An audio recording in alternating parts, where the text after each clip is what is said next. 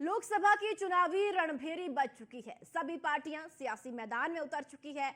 बिहार की जनता 40 सांसदों को चुनकर दिल्ली की सत्ता में अपनी भागीदारी तय करेगी। राज्य में डबल इंजन की सरकार चल रही है। हमारी टीम ने जनता के बीच जाकर नए गठबंधन पर लोगों की राय जानने की कोशिश की है। देखिए इस रिपोर्ट में।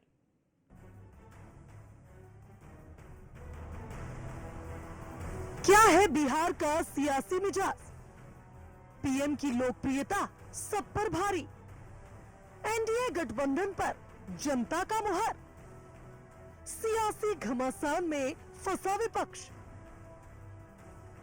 बिहार की सियासी फिजा पूरी तरह से बदल गई है। अब राज्य में डबल इंजन की सरकार चल रही है, जिसके मुखिया नीतीश कुमार है। बिहार की जनता के दिल में पीएम मोदी की लोकप्रियता अन्य नेताओं की तुलना में बहुत ज्यादा है। भाजपा ने लोकसभा चुनाव का राष्ट्रीय मुद्दा पहले ही तय कर रखा है, लेकिन बिहार में उन्होंने स्थानीय मुद्दा भी जोड़ लिया है। भाजपा के राष्ट्रीय चुनावी मुद्दों में हर क्षेत्र में विकास की बात सर्वोपरि है। नरेंद्र मोदी के कार्यकाल में विकास के कितने काम देश भर में हुए, अब तो पीएम भी इसे अपनी हर सभाओं में रेखांकित करते नजर आते हैं। देश के लिए आगे क्या करना है, पीएम ये भी लोगों को समझाते हैं। रही बात बिहार की, तो राजनीति में परिवारवाद और भ्रष्टाचार को उन्होंने सर्वोच्च प्राथमिकता दी है। लालू प्रसाद यादव के परिवारवाद के खिलाफ वे आवाज बुलंद करते हैं।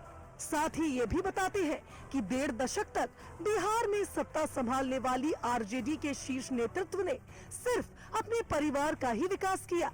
वहीं एक बार फिर से बिहार की राजनीति में सियासी उबाल आने लगा है। पीएम मोदी की लोकप्रियता को लेकर हमारी टीम पटना पहुंची, जहां डबल इंजन सरकार पर लोगों की राय जानने की कोशिश की गई। सुनिए क्या कुछ कहना है पटना की जनता का। बिहार में डबल इंजन सरकार आने के बाद आगामी लोकसभा चुनाव को लेकर सारे दल के लोग अब तैयारियां कर रहे हैं। हालांकि बीजेपी की यदि बात करें तो फिर से जहां लोगों का मानना है कि फिर से मोदी को एक बार मौका दिया जाएगा और मोदी सरकार फिर से केंद्र का नेतृत्व करेंगे। हमारे साथ कुछ बिहार के लोग हैं, युवा पीढ़ी के लोग हैं। मतलब इस बार मोदी जी को लाने के लिए चर्चा चल रही है, काफ़ी तैयारी चल रही है। लोकसभा चुनाव है, किसको वोट देंगे इस बार? इस बार तो आरके सिंह को हम लोग वोट देने जा रहे हैं और भाजपा को इस बार हम लोग 400 पार सीट लाने के लिए हम लोग सिपाही जितने भी हमारे मोदी सिपाही हैं वो लोग हम लोग लगे हुए हैं। तो मतलब इस बार आपका राय क्या है, किसकी सरकार होनी चाहिए केंद्र में? इसलिए कि आगामी लोकसभा जो चुनाव है उसकी तैयारी चल रही है जोरों से। कहने का मतलब है कि कोई भी सरकार हो, विकास का काम होना चाहिए। अभी तो विकास बहुत चारों तरफ हम लोग देखने के लिए मिल रहा है। काफ़ी युवा लोग में उत्साह है कि माने सरकार जो है काम कर रही है और आगे भी करने के लिए मैंने सोच रही है, निर्णय मैंने बना रही है सब। बस यही कहना है। किसकी सरकार होनी चाहिए केंद्र में? अभी तो मोदी जी को मैंने लोग बोल रहे हैं कि मोदी जी के अलावा कोई ऑप्शन नहीं है। तो ये है बिहार के लोगों का मानना। आप तो युवा नेता हैं और लगातार फेस करते हैं पब्लिक को। इस बार केंद्र में किसकी सरकार होनी चाहिए? देखिए, आप देख रहे हैं कि जब से हमारे देश के मुखिया यशस्वी प्रधानमंत्री श्री नरेंद्र मोदी जी देश के कमान संभाले हैं, तब से चाहे वो देश सुरक्षा की बात हो, देश की लोकहित में, आम जनमानस की हित में नीति की बात हो, चाहे वो हमारे विकसित देश की बात हो, वो तमाम जो बातें हैं वो हम लोग मजबूती के साथ अग्रसर हैं। और हमें पूरा यकीन और पूरा विश्वास है कि आदरणीय नरेंद्र मोदी जी के नेतृत्व में अगर देश और भी हमें मिलता है, समय मिलता है उनको, तो हमारा देश आने वाले समय में विकसित देश होगा और दुनिया के 3रे नंबर का आर्थिक जो है देश बनेगा। लेकिन ये मोदी जी के अलावा और भी तो कोई ऑप्शन है, ऐसा थोड़ी है कि केवल मोदी जी। 10 साल से तो लगातार मोदी जी हैं।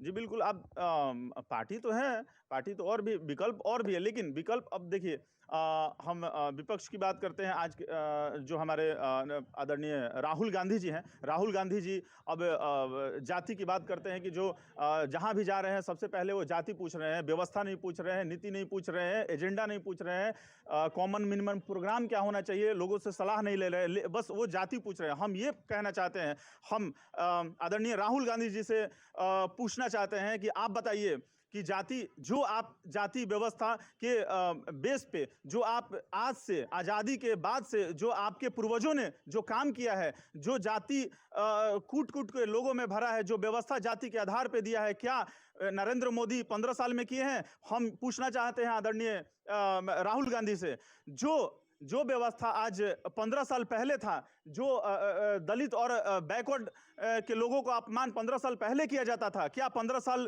के इधर 15 साल से वो अपमान अभी है या फिर कम हुआ है? ये जनता को मतलब विचार है कि मोदी जी के अलावा कोई विकल्प नहीं है। कोई विकल्प नहीं है। हम राहुल गांधी जी से ये कहना चाहते हैं कि जब हमारे बाबा साहेब अम्बेडकर, देश के संविधान लिखने वाले बाबा साहेब अम्बेडकर, जब देश के संविधान लिखे, उस संविधान से देश चलता है, उनको अपमान करने का काम किए हैं। उनके पूर्वजों जो कांग्रेसी थे, वो कांग्रेस इनको अपमान करने का काम किए हैं, क्योंकि जब तक वो जीवित रहे तब तक उनको सम्मान नहीं दिलाया गया। और कांग्रेस विरोधी जो बीपी सिंह के राज्य में हमारे नेता, हमारे मार्गदर्शक आदरणीय रामविलास पासवान जी के प्रयासों और योगदान के माध्यम था, उनका देन था कि हमारे बाबा साहेब अम्बेडकर को सर्वोच्च सम्मान जो भारत का होता है, भारत रत्न से सम्मानित किया गया। हमें पूरा विश्वास है कि जिस तरह से बिहार फर्स्ट, बिहारी फर्स्ट का एजेंडा और संकल्प लेके चिराग पासवान जी चल रहे हैं बिहार के हित के लिए, उसी तरह देश के हित के लिए, विकसित देश के लिए नरेंद्र मोदी के सरकार में हमारा देश विकसित होगा। तो ये है बिहार, क्योंकि सबका साथ, सबका विकास के साथ बिहार है फिर से तैयार। इसलिए कि आगामी लोकसभा चुनाव को देखते हुए युवा पीढ़ी से लेकर बुजुर्ग तक भी अब बीजेपी नरेंद्र मोदी को चाह रहे हैं। उनका मानना है इनके अलावा कोई दूसरा विकल्प ही नहीं है देश में। ये आपने देखा पीएम मोदी की लोकप्रियता पर जनता का क्या कहना है। वहीं डबल इंजन के विकास कार्यों से जनता काफी हद तक संतुष्ट नजर आई। बिहार में लोकसभा चुनाव का सियासी संग्राम शुरू हो गया है। आगामी लोकसभा चुनाव की उल्टी गिनती शुरू हो चुकी है। सभी दल हर राज्य में जीत का फॉर्मूला तलाशने में लगे हैं। Bureau report, news 1 India.